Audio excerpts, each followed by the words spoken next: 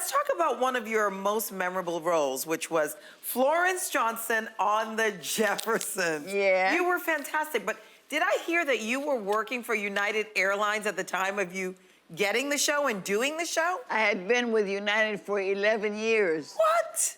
So I was not eager to give up my free passes. Oh, Okay. I heard that. I didn't know what was gonna happen with this.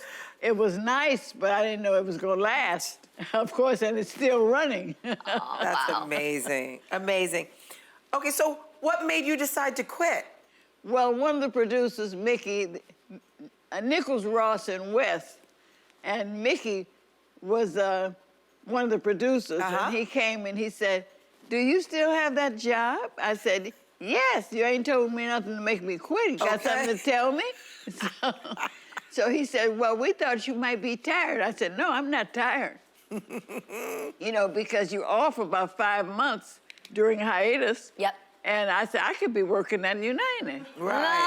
Oh, yes, double time. You know what smart woman you are. Very smart. I also heard that for your character, Florence, that you channeled a bit of your grandmother and also your aunt from Chicago. So does that mean like any part of your character or your lines were improvised? Yes, that's the rhythm Right. that they spoke into in Chicago. Yeah. And most people know how they talk. So most people, whether they're white, Asian, or whatever, have access to seeing us and having people around them like us and hearing how we speak, so they know. They know what you're saying. And so I kept it in. When we first started, we sat at the table and did the lines with the producers. Yeah. And then the actors get up and go sit down, and producers and directors stay at the table. Well, I want to know what they were saying, so I stayed at the table. Yep. Oh, you did? Yep. Another role we loved you on, you played the mom in The Housewives, Mary Jenkins on 227, which premiered 37 years ago. What was the concept for that show? That came from Christine Houston, a woman in Chicago like me, and she wrote the play. And we did the play. My daughter produced it, and she asked me to be in it, so I did. And then she told me I should try to get the rights. I didn't even think about that. Right.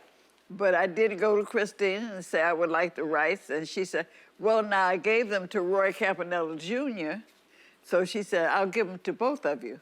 Oh. So I said, okay. So Roy Campanella had something going on at Columbia, and of course I was with Norman Lear, and we did go to Columbia first, and I wanted Christine Houston to be part of the show because she wrote it. Right. And he said, I work alone. So I said, oh.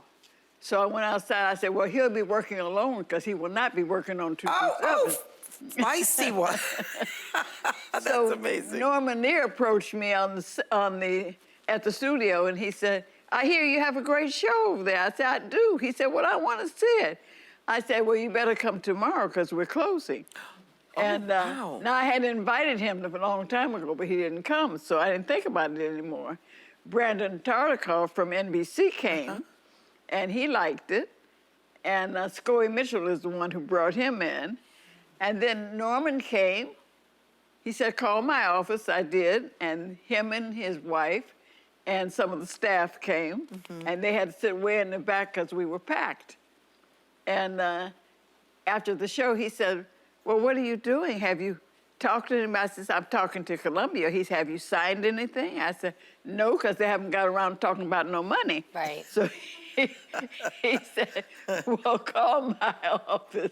Wow. So we set up a meeting, and he said, well, why don't you and I do it?